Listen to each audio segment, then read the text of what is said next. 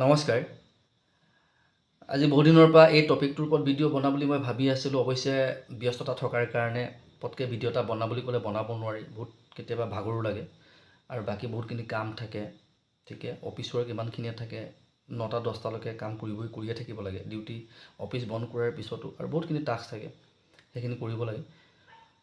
তো কিছুমান ইনফৰমেশ্যন থাকে, যিখিনি ইনফৰমেশ্যন ল'ৰা ছোৱালীখিনিয়ে জনাটো দৰকাৰ। সকলো ইনফৰমেশ্যন বা সকলো কথা সকলোৰে কাৰণে প্ৰযোজ্য নহয়। তো যাৰ কাৰণে প্ৰযোজ্য, তো তেওঁলোকৰ কাৰণে ভিডিঅ'টো উপকৃত হ'ব। তাৰমানে কি হয়, বহুত ল'ৰা ছোৱালী দেখোঁ, তেওঁলোকে যেতিয়া জব এটা এপ্লাই কৰে, বয়সটো যেতিয়া চাওঁ, তেওঁলোকৰ বয়স কাৰোবাৰ 28 বছৰ, 29 বছৰ, 30 বছৰ, 31, 32 বছৰ তেনেকুৱা হয়।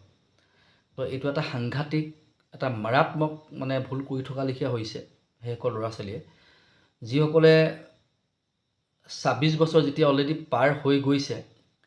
দেখা যায় তেওঁলোকে গভৰ্ণমেণ্ট এক্সামবোৰ প্ৰিপেয়াৰ কৰে বা কোনোবাই হয়তো এনেই থাকে, কোনোবাই হয়তো ঘৰৰ কামতে লাগি থাকে। তো 26 বছৰ পাৰ হৈ যোৱাৰ পিছত কি হয়, বহু কোম্পেনীত জব পাবলৈ অসুবিধা হৈ যায়। লগভগ 40% কোম্পেনীৰ জব কাট খাই যায়। 40%। যেনেকৈ এতিয়া কিছুমান বেংক আছে, ফাইনেন্সে, তেওঁলোকে কৈ দিয়ে যে 26 বছৰলৈকে, 26 বছৰৰ ভিতৰতে চাব। 21ৰ পৰা 26 বছৰৰ ভিতৰত হ'লে ভাল হয় ফিউচাৰ হিচাপে। ঠিকে, এক্সপিৰিয়েঞ্চৰ কথা মই নাই কোৱা, এক্সপিৰিয়েঞ্চত কোনো বয়সৰ কথা নাথাকে। তো যদি তোমাৰ বয়স এতিয়া 25-26 বছৰ চলি আছে, তো তেতিয়াহ'লে কি হয়, তো অতি সোনকালে জব এটা জইন কৰাটো জৰুৰী। কিয়নো 26 বছৰ পাৰ হৈ যোৱাৰ পিছত বহুতখিনি জব তোমাৰ কাট খাই যাব। তাৰপিছত যিবিলাকৰ আকৌ 28 বছৰ পাৰ হৈ গৈছে, 29-30 বছৰত ভৰি দিছা, তো তেওঁলোকৰ 80% জব কাট খাই যায়। ঠিকে, বেংকত জব যায়, ফাইনেন্সত গুচি যায়, মেডিকেল ৰিপ্ৰেজেণ্টেটিভ গুচি যায় জব, টেলিকম, FMCG, ইলেক্ট্ৰিক প্ৰায় গুচিয়ে যায়। ঠিকে, তো 20% জবে থাকে।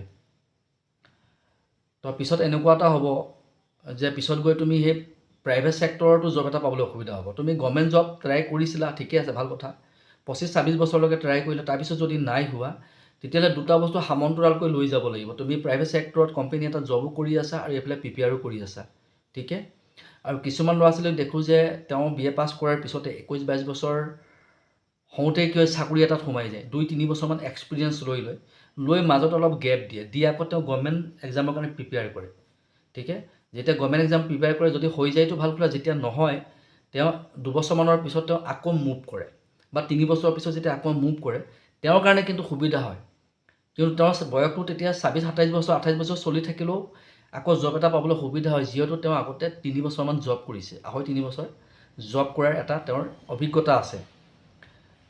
তো সেইটো কাৰণে কি হয়, যদি তোমালোকে দেৰি কৰি আছা, একদম অতি সোনকালে চাকৰি এটা জইন কৰাটো উচিত।